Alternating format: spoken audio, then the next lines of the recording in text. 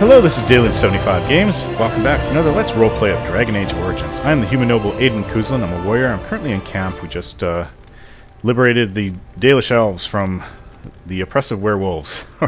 Or so it would have seemed at first, but no, it was a lot more complicated than that. So I've been giving gifts and talking to party members. I'm wondering if I can say anything to Sten now that he will have more responses, hopefully. Yes. I have a question. I am hardly surprised. Actually, never mind. Very well. I wanted to discuss something you mentioned. Speak, then. That's enough for now. Then I suggest we move on. Let's go. As you wish. Not sure what to give the guy. If I ever come across another painting. Yeah, he's just still neutral with me, but at least he's not disliking me. Sorry for all the savings. Look, before we go any further, I want to say something. I appreciate that you brought me to see my sister, and that you were there to talk me down after we left. You're a true friend. I just wanted to tell you that. I feel the same. No, we're in this together, Alistair. That we are. I have your back. You know that, right? Well, now that that's out of the way, ask away. I have some questions. Of course. Why have you remained a Templar if you hate the Chantry? Have you seen the uniform? It's not only stylish, but well made. I'm a sucker for good tailoring. Oh, I don't think I've ever seen you wearing it. I keep it hidden under my pillow. Sometimes I'll take it out just so I can hug it fondly and remember the good old days. Brings a tear to the eyes, you know. Oh, God.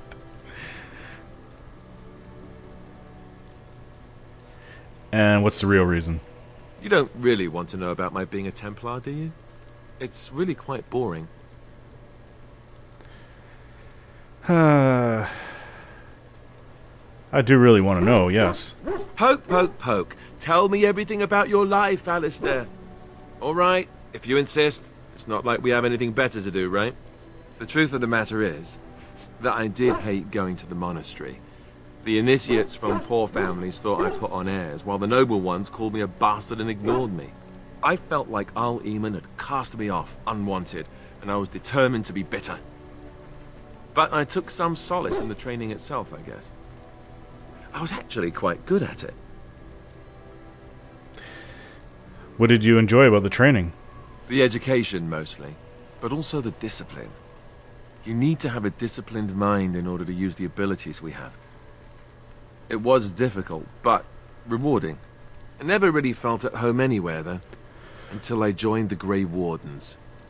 And Duncan felt my Templar abilities might be useful for when we encountered Darkspawn magic, so I kept it up. What about you? Do you have anywhere you consider home?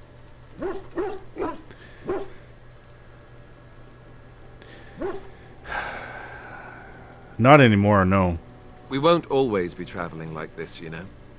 Once the war is over, once the Blight is... well, a time will come when we'll have to think about having a real home again. Though that seems like a far ways off. And I suppose the Grey Wardens are gone for good, either way. They can be rebuilt. I suppose you're right. We can create new Grey Wardens, but we'll never get back those we lost. I wonder if it would ever feel the same. Anyhow, now I've sidetracked us. We'd better get back to what we're supposed to be doing right now. And Zevran. What say you? Care to answer some questions? By all means. What's your opinion of the Dalish? I know little enough of the Dalish other than the fact that my mother was one, or so I was told. She had fallen in love with an elven woodcutter and accompanied him back to the city, leaving her clan behind for good. And there, of course, the woodcutter died of some filthy disease and my mother was forced into prostitution to pay off his debts. Oldest tale in the book. Wow. Zevran, that's horrible. Is it? It seemed normal enough a tale growing up. No different than the other elven boys in the whorehouse. I didn't know my mother either, of course. She died giving birth to me. My first victim, as it were. We were all raised communally by the whores. It was a happy enough existence, ignoring the occasional beating. Until eventually I was sold to the crows. I brought a good price, so I hear. Sorry for you. I'm so sorry for you, Zevran. That's very kind of you to say, but it is not necessary. It could have been much worse. Shall I tell you about what happened to the other whorehouse boys who did not fetch a decent price with the crows? Surely your life has not been so idyllic. People like you and I are not the product of happy lives of contentment, after all. You'd compare my life to yours? Are we so different, you and I? Buffeted by the winds of fate, brought to this point by both circumstance and excellence. You may have a point. Oh, you are too kind. My original point is that my mother's Dalish nature was always a point of fascination for me. Through all the years of my crow training, the one thing of my mother's that I possessed was a pair of gloves. They were of Dalish make, I knew that much, and beautiful. I had to keep them hidden, of course, as we were not allowed such things. Eventually, they were discovered, and I never saw them again. Oh. That's why I appreciated the gloves so much. But how do you feel about the Dalish in general? I don't feel anything about them. Oh, we heard about them in the city, even deep in Antiva. I even had the notion once to run off and join them. Naturally, the reality did not live up at all to the fantasies I had constructed as a boy, staring at those gloves. But such is life. Come, enough talk of the Dalish. Let us move on. Oh. He really disapproved of that. I wouldn't have thought that would happen. Okay. I was going to see... but he actually approves me quite well. We're friends. I was going to see if his gloves had changed. Dalish gloves, rough. Now, I thought I had given him ancient elven gloves, which are quite a bit better. Yeah, significantly better.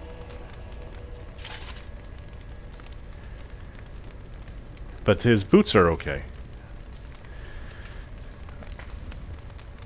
Right, well, there's Morrigan and there's Shale to speak to. I'll speak with Shale. Always interesting. I see it found some augmentation crystals. I was not even aware it knew about them. Well done. So, what does it think? They don't make me look any wider, do they? I find I'm already too wide as it is. No, they're quite slimming. It must be the vertical pattern it put them in. Did it know to do that? It must have. I think it should find some more as soon as possible. I want to glitter from ear to ear, so to speak. Interesting. You're still with me, I see. Yes, its adventures are interesting, even if the chances for success are remarkably slim. It would be better to throw oneself off a cliff, I suspect. Does it wish me to leave? I can, though I see no reason to go. No, don't go. I happen to need you. Refreshing. Normally such words would be accompanied by the wave of a control rod. I shall remain, as it asks. Perhaps we should continue. Its chances of success are small enough without further dawdling. Shale neither approved nor disapproved of that. Let's hear if Bodan has any rumors. If there's anything I can do for you, please tell me. Have you heard any rumors? It seems a group of Logain's men were ambushed yesterday near Highover. I don't know who did it, but the men were hit while they were camping for the night. A whole lot of them taken by surprise. Their tents were set on fire with arrows, and I hear 24 died. Nasty business. That's what I've heard on the road, anyhow. Take it for what it is. War is terrible, especially a civil war when we're fighting our brothers and sisters. But I can honestly say that doesn't really bother me what happened to some of Logain's forces, especially near my old home, Highover. Heard any other rumors? It seems that Tyrn Loghain has responded to the ambush on his men near Iowa. Group of his best, hunted down the ones who did it. All of them hunters out of Oswan, Ban Valdric's men. I hear Tyrn Loghain ordered them all strung up on poles. Then they were left up there to starve, pleading for mercy. I hope that isn't true. That's a grim thing to do to someone. That's what I've heard on the road, anyhow. Take it for what it is. Bloody Loghain. I should go. Of course. Good fortune to you and yours. Goodbye. Do I have... we have a lot more room now. I gave away a lot of gifts. I was going to say, I thought I had a new item. Journeyman Paralyzed Room. I should try that. Enchantment? I want some enchanting done.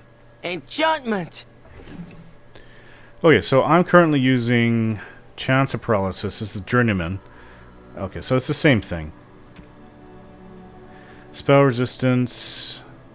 It's not bad. Usaris. Spell resistance. Chance to reduce movement.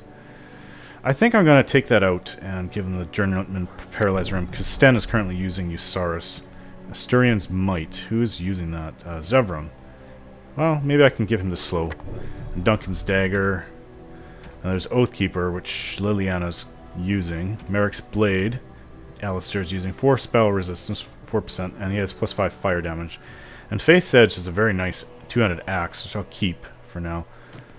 So I think that's that for that. That's it for that. I'll speak to Morrigan, see what she has to say. If maybe she's learned something from her mother's grimoire. It is a curious thing. I do not know how else to describe it. Oh, did you have your first feeling? You look confused. Indeed I am, a little. I am reminded of our first meeting in the wilds. I had been in animal form for some time, watching your progress. I knew immediately that you were far more formidable than the other men you traveled with. I found you intriguing. Yet I resented it when Flemeth assigned me to travel with you. I assumed that, at best, you would drive me from your company as soon as we left the wilds. Why would I do that? I am aware that I have little talent for forming friendships, to put it lightly. 'Tis something I know nothing of, nor ever thought I needed. Yet when I discovered Flemeth's plans, you did not abandon me. Whatever your reasons, you fought what must have been a terrible battle without hope of real reward. I did it because I'm your friend. And that is what I do not understand. I have been with men physically, those who lusted after me and even professed love, but friendship with a man? I did not know 'twas even possible. Tell me, could there ever be anything more between you and I? Have you ever considered it? I have thought of it. I've considered it, yes. And what about now? We could be together, you and I, as more than friends, if you wished it. I don't remember this conversation from before, actually.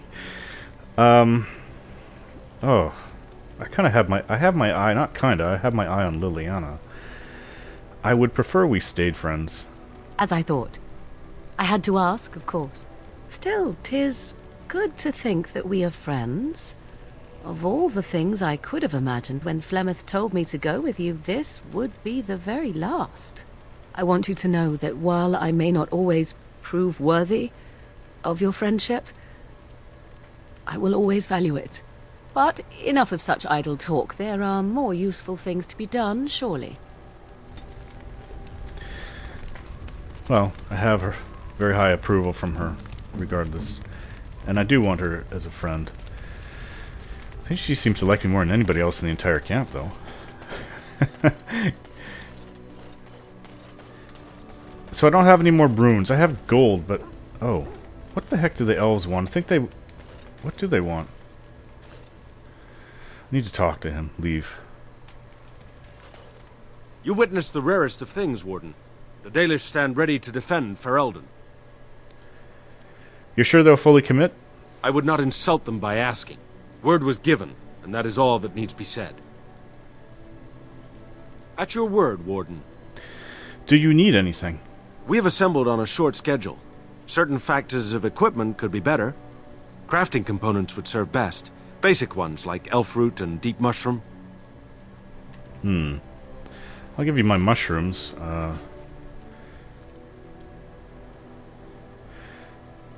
Wait. I hope it doesn't give all of it. That would be a problem. Turn in craft materials for the Dalish. Okay, so it gives me the choice. Give all elf roots. Oops. This is why I saved it. I did not mean to do that. Otherwise, we have to go back and buy some more because we'd be completely out. So how do I reload? I was thinking of the mushrooms. We have... they're basically useless.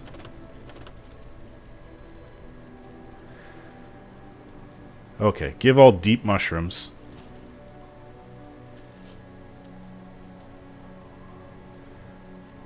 And he wants death root. I don't know, I could give death roots. I have a lot of them. I think I had like 60 of them. Leave. Generous as always, Warden. Okay, I hope that helps the Dalish. And... where's my dog, Chester? Are you still trying to dig to the center of the planet? Pet Chester. He rolls around happily on his back. Okay, so that's all we can do. No one else will come to see you, I guess. I don't really want to leave it like that with Leliana, though. There's more here. Especially... Looking for little old me? Especially after what Morrigan just proposed. I'd like to talk to you about something. Yes? What's on your mind? Oh. You are a traveling minstrel. Do you have any tales to share? Of course I do. I love stories far too much to keep them to myself. Everyone should be able to benefit from them, I think. Know any stories from Orlais? Of course, Orlesians enjoy telling stories. I shall tell you my favorite tale of Aveline, the Knight of Orlais. Go ahead. A long time ago, a girl child was born to a farmer. He had hoped for a son, not a daughter, and so he told his wife to abandon the child in the woods. Before the cold could claim her, the baby was found by a tribe of Dalish elves who took pity on the poor mewling thing and raised her as their own. Aveline, for that is what they called her, grew strong and quick and clever under the guidance of the elves. She learned to wield the sword as well as any man, could kill a deer with an arrow at 100 paces, and was as graceful on the back of a horse as she was on foot. Continue, please. Aveline's Dalish guardians saw that she could easily best any Orlesian chevalier in battle, and wanted to show the cruel humans the child they had left to die. They bestowed upon her a fine horse and armor, and sent her to prove herself to her people in the grand tourney. Now in those days, no woman was allowed to take up arms, let alone compete in the grand tourney, but Aveline kept her helmet on and was not discovered. Did she win the tourney? Aveline won many events and gained the approval of the adoring crowd. Eventually, she came face to face with the knight Kaleva in the grand melee. Aveline had already bested him in the joust, and Kaleva was determined not to lose a second time. Out of desperation to regain his honor, Kaleva tripped Aveline and tossed her to the ground, ripping off her helmet as he did so. Silence fell upon the arena as Aveline was revealed. Kaleva declared the previous competitions invalid. A woman had taken part, and this was not allowed. But the crowd cheered for Aveline. Kaleva was furious, for he had lost to a woman and was now being shamed. Blinded by his rage, he forced Aveline to her knees. "Know your place, woman," cried he, and slit her throat. That's terrible. The son of the king, Prince Freyan, was present. He recognized Aveline's skill and bravery and began to see the injustice done to the women in his land. When he was made king, He rewrote the laws of Olay so that women could also become chevalier. He honored Aveline and knighted her after her death. And to this day, any female who is knighted reveres Aveline the Brave, for she is the patron of all women chevalier. Okay, let's move on. Alright guys, I'm going to end the video here. Thanks for watching, and don't forget to subscribe.